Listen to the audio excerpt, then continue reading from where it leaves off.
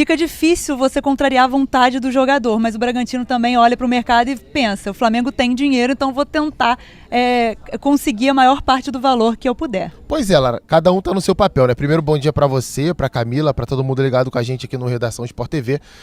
É um jogo mental, né? Aquilo, o Flamengo, os clubes sabem que o Flamengo tem muito dinheiro para pagar a multa rescisória, fazem uma pedida totalmente fora da realidade, você pagar 12 milhões de euros num zagueiro acima de 25 anos, que teve uma lesão grave no ano passado, que tem alto nível, é um ótimo jogador, chegaria inclusive para ser um titular da zaga do Flamengo, disputaria a posição ali com todas as condições de ser um titular, mas que não vale isso. 12 milhões de euros você paga por um jogador, um meio atacante, né? Um jogador ou um zagueiro mais jovem, né? E no Brasil nem se paga por isso. Só para o pessoal ter ideia, o PSG acabou de levar o Beraldo do São Paulo, que foi o melhor zagueiro do Brasil na temporada passada, por 20 milhões de euros. O Beraldo tem 20 anos de idade, está iniciando a carreira. Isso vale muito no mercado. Então o Flamengo não pode pagar 12 milhões por um jogador que já tem mais de 25 anos. Por mais que ele seja muito bom. Então vai ser um jogo mental. O Bragantino vai empurrando isso até próximo do fechamento da janela.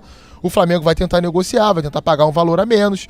Né? Acho que a situação ali vai ficar, sabe? Nem eu nem você. Vamos fechar aqui um meio termo, um valor, né? E que seja bom para todo mundo, o jogador quer, e é difícil você segurar um jogador que, quando ele quer se transferir, ele acaba sendo ali o senhor do destino dele. Léo Ortiz, que estava de férias nos Estados Unidos e entrou em contato com o Bragantino, manifestando essa vontade de sair. Inicialmente o Bragantino tinha pedido 10 milhões de euros e agora aumentou aí esse valor, então a gente fica aguardando aí para ver a negociação e para ver se eles vão entrar assim nesse meio termo mesmo. Flamengo também que quer um lateral esquerdo, né? Tem o Juninho Capixaba, o Matias Vinha, são dois nomes que o Flamengo está tentando negociar e é uma das prioridades, já que o Felipe Luiz aposentou na temporada passada. A gente vai usar o Valeu Drogba para falar aqui. Valeu, Gabigol. Gabigol também não sei. Achei que fosse foi daqui, né? Poderíamos fazer a nota também, mas vamos ficar só no Valeu, Gabigol. Embora eu trate com humor, eu acho que o Corinthians fez bem, pelo menos tentar, sondar, ainda que seja um sonho impossível. Eu adoraria morar numa cobertura de frente pro mar, adoraria, é um sonho. Quando eu vejo o preço, eu desisto, cara. Valeu, cobertura, não vai rolar. Mas, enfim, há quem diga que é melhor sonhar com um jogador desse tamanho e levar um não, do que o sim de um perna de pau. Não sei. Voltemos àquele samba da mocidade, sonhar não custa nada. Né? Eu acho que foi uma coisa muito mais, sei lá, do presidente na hora do que... Porque eu acho que para você soltar uma notícia desse tamanho, você está lidando com um cara que tem um peso muito grande para a torcida do clube onde ele está. Entendeu? E se você não tem, sei lá, nenhum embasamento para poder, pelo menos... Acho que jogou muito mais para a torcida do que propriamente uma coisa que poderia se tornar real, né? Na minha visão, o Corinthians seria um esforço, mas teria como pagar o salário dele. Ele fez uma faxina ali na folha salarial, né? Acabou dispensando jogadores de altos rendimentos, como Juliano, Renato, Gil. Ele teria como pagar o salário. Jamais teria como pagar qualquer valor pela saída do Gabigol do Flamengo. E acho que o Flamengo acerta. Eu vejo todo mundo mais ou menos certo nessa história. O Flamengo acerta em nem pensar em se desfazer de um dos maiores jogadores da sua história para reforçar um concorrente no mercado brasileiro. Ainda que esse ano ele possa não ser titular, as coisas mudam. Né? O Pedro era reserva. Quando chegou o Dorival, virou titular, foi para a Copa do Mundo. As coisas mudam. A coisa pode mudar, inclusive, com o Tite. O Gabigol pode reverter. O Gabigol, assediado pelo Corinthians, acho que também, do ponto de vista da carreira dele, acerta. Foi até interessante para ele próprio. Em tratar de forma respeitosa uma grande torcida que um dia pode tê-lo com essa camisa, sem desrespeitar o Flamengo. Nunca vi o Gabigol massageou o ego dele. Massageou o ego dele. Exatamente. Isso é importante para um atleta. Tem que lembrar uma coisa, André. Ele, a partir de junho, ele tem contrato até dezembro. Ele, a partir de junho, ele pode assinar um pré-contrato, né? Sem o Flamengo receber nada, né?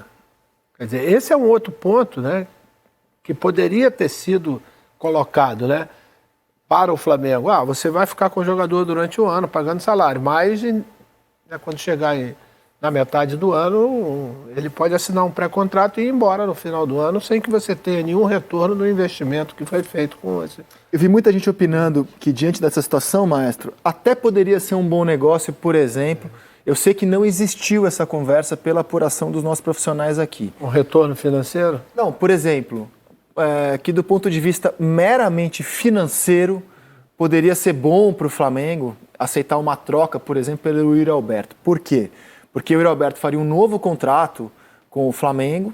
O Flamengo poderia, um jogador 4 anos mais novo que o Gabigol, poderia ter um retorno financeiro direto. A questão é que o Flamengo não é um clube que hoje esteja passando a cumbuca atrás de dinheiro. Ele tem uma situação financeira muito confortável, trabalhou para chegar nesse nível, ao contrário do Corinthians, que está numa pindaíba. O Flamengo trabalhou para estar numa situação financeira no pé, se o Flamengo fizesse uma troca com o Corinthians envolvendo um dos maiores jogadores da sua história.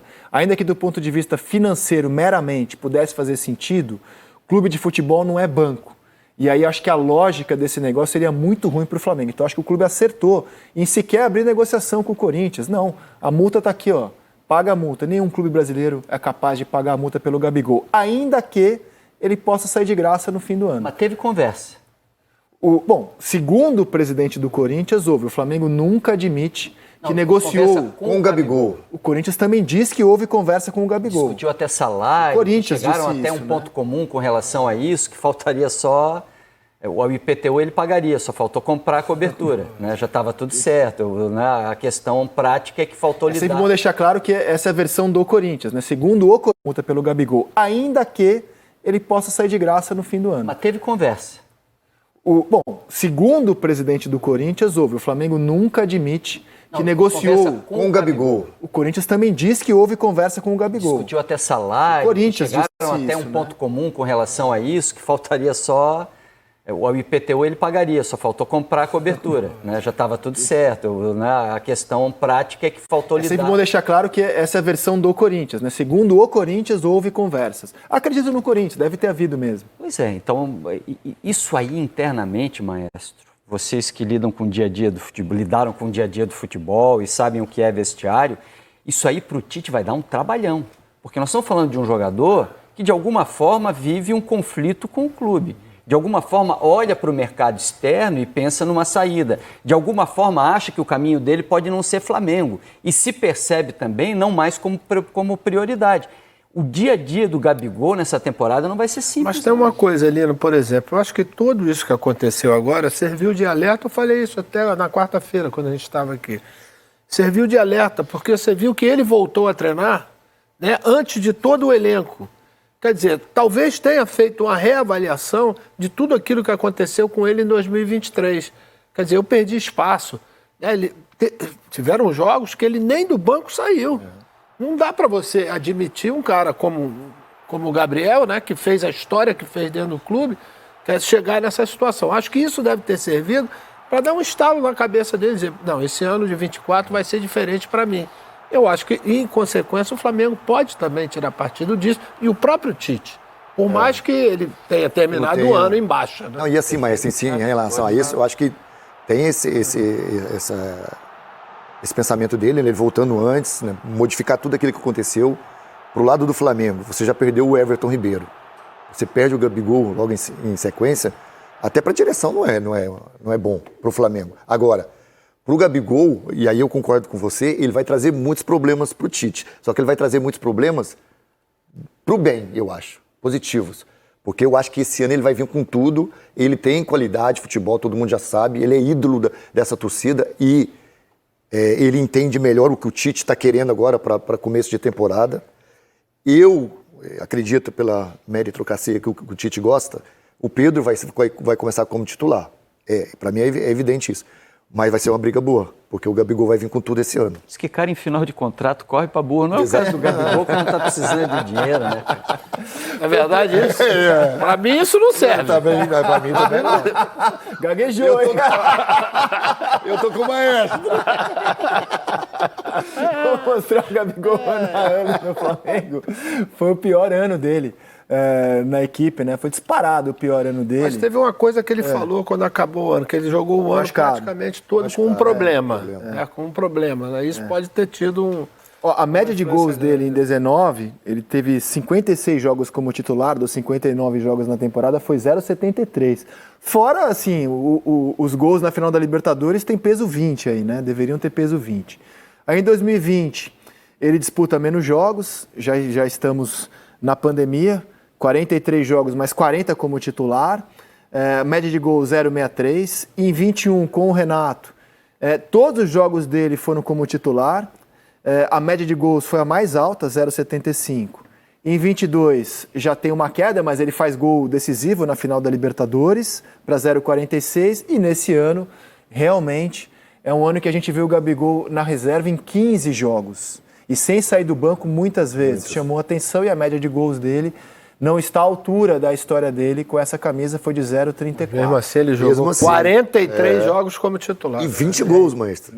Para ele é pouco, né? Mas se você vê a média dos atacantes brasileiros, 20 gols não é tão baixo assim.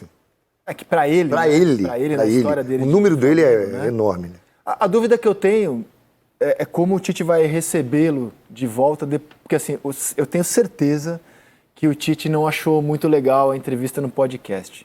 Eu, se fosse chefe dele, não veria com grande problema, mas conhecendo a cabeça do Tite, abrindo coisas que o Tite não gosta de serem abertas, internas.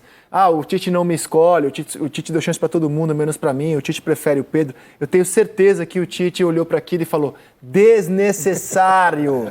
Não sei como agora ele vai receber o Gabigol na volta da pré-temporada. Mas será que o Tite, depois de 8 anos de seleção brasileira, não está mais experiente? Que esse tipo de coisa já não faz mais tanto alarde como faria antigamente? E o Tite está lidando com alguém que no Flamengo é muito maior que ele, né? Bem maior que ele, né? Bem maior que ele. Eu acho que pelo que o Gabriel fez agora, né, se antecipando, entendeu? Pelo que ele viveu em 2023, eu acho que a cabeça dele vai voltar muito favorável para que, de alguma forma, ele consiga reconquistar, de repente, o Tite, de consequência, uma vaga, até mesmo junto com o Pedro, que a gente já viu isso acontecer. Agora, do ponto de vista do Corinthians, você faz a torcida sonhar com o Gabigol. Tem que tomar muito cuidado para ver quem que você vai entregar, né? Em 17, o Corinthians sonhou com o Drogba e entregou o Jô, que foi o artilheiro daquele campeonato, Corinthians campeão brasileiro, ainda que à época parecesse uma contratação de muito risco, né? Pelo histórico que o Jô já trazia naquela altura do campeonato. O Corinthians hoje, a gente fez uma projeção de qual seria, com os jogadores que tem hoje o Mano Menezes, qual seria um possível time titular. No gol é fácil, Cássio. Na lateral direita, por enquanto não tem outro, é o Fagner. Na zaga você tem Lucas Veríssimo e o recém-chegado Félix Torres. E na lateral esquerda o recém-chegado Diego Palacio. Estou projetando, né? Não sei como o Mano vai montar o time dele, afinal nem começou a pré-temporada do Corinthians ainda. No meio-campo, o Corinthians perdeu o Moscardo, trouxe o Ranieri. Acho que a tendência com os jogadores que estão lá nesse momento é uma dupla Maicon e Ranieri. O Fausto Vera ainda é jogador do Corinthians. O recém-chegado Rodrigo Garro. E tem que resolver a situação do Matias Rojas, que é um jogador cujo comportamento não agradou ao Mano Menezes. Aliás, agradou a pouca gente, inclusive, pouquíssima gente. O comportamento dele nesse ano. Vamos ver como será no ano que vem, ou melhor, nesse ano que começa agora. E na frente, por hora, Yuri Alberto e Romero. A questão do Matias Rojas é a seguinte, né? O Corinthians tira o jogador do Racing, porque faz uma proposta financeira maior que a do Botafogo, com quem ele já estava palavrado. E na cabeça do Rojas, ele estava vindo num time que jogava Libertadores. Chegou aqui num time que jogava Sul-Americano. No dia que ele se apresentou lá em Belo Horizonte contra o América, a fiel torcida estava querendo invadir o hotel.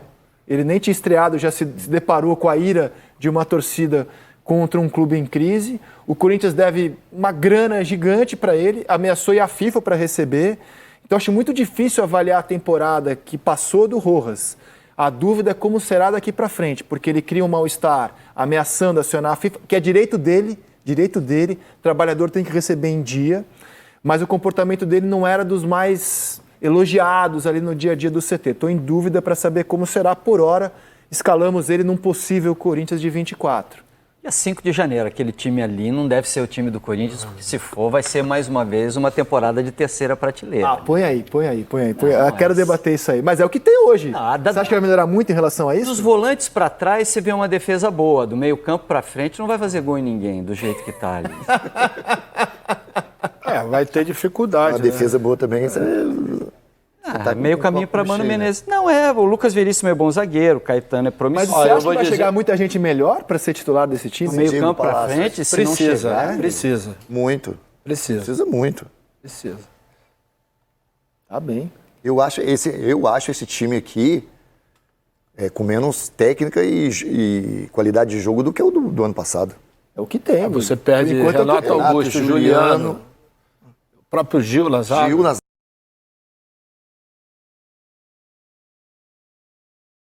O tipo de jogador que precisa mais do time. Exatamente, Maestro, exatamente. Mas o time também botou ele de vez em quando na cara do gol, ele não faz. Não, ele teve uma fase. Momento realmente... Ele realmente, 2 anos atrás, ele fez temporada para milhões. O Corinthians fez de tudo para ter ele no time. Parecia que sem ele o Corinthians não ia andar. A gente falou aqui que o Corinthians tinha feito o correto em contratar, ué. Mas o Corinthians deu tudo. Pelo Yuri Alberto. Eu ainda estou digerindo o seu diagnóstico. Esse time aí não faz gol em ninguém. Ainda estou digerindo a sua empolgação com a escalação do Corinthians. Se for o Corinthians, se for o Yuri Alberto dessa temporada que a gente viu, ele não vale o que ele já valeu. Mas é o que o Maestro falou, cabe a ele dar a volta, fazer algo diferente. A gente já viu o nível técnico dele, mas esse ano ano passado foi assustador. Bom, então, pelo diagnóstico aqui do Lino, precisa reforçar bem até o começo da temporada. Agora, é um clube que está devendo para outras equipes de que ele comprou atletas, está devendo para o elenco, está devendo para um monte de gente, a ver como o Corinthians vai se virar de forma criativa para se reforçar também. Por exemplo, André, sabendo de todas essas dificuldades que o Corinthians tem na parte financeira, por que essa nova diretoria, quando chegou, não começou a pensar no engenharia financeira para poder sanar um pouco todas essas dívidas para depois dar o salto de qualidade? Ela começa já falando que foi atrás do Gabigol.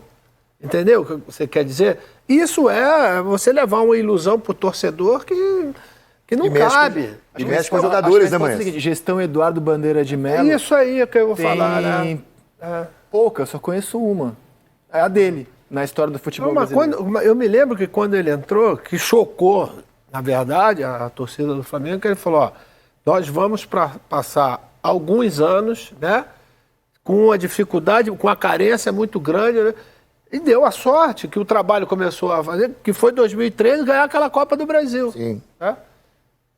Quando saiu o Mano, entrou o Jaime, né, que ganhou a Copa do Brasil. E dali a coisa começou a tomar uma proporção. É lógico que todos têm méritos, né? Porque não foi só uma coisa do Eduardo. Foi uma coisa de todo esse grupo, inclusive gente que hoje está na atual diretoria.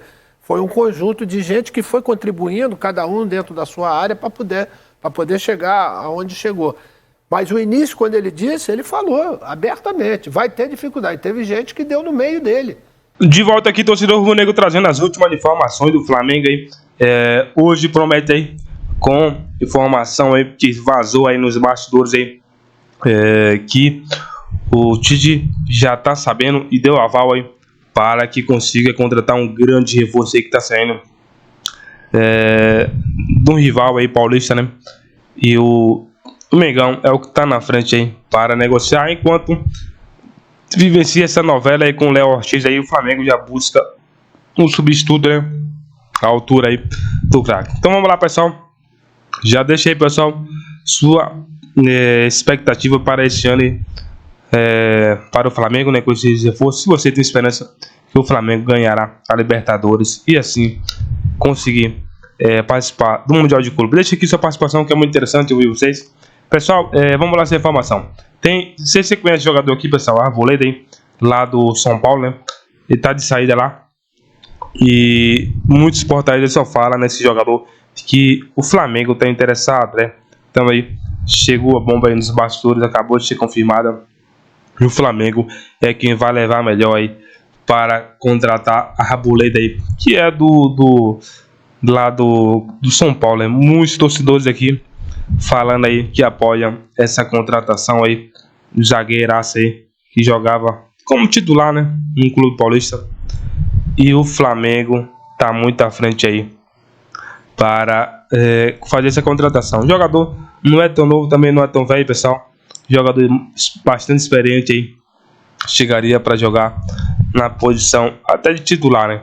Deixa aqui, se vocês acham que a Arboleda chegando aí no Mengão, ele jogará como titular. Deixa aqui sua participação. Pessoal, eu vou pedir que você se inscreva no canal, ative o sininho para que o YouTube entregue para vocês sempre que a gente posta vídeo aqui com informações do Flamengo, né? E logo eu tô voltando aí, sempre trazendo informações verídicas aí e atualizadas do Flamengo,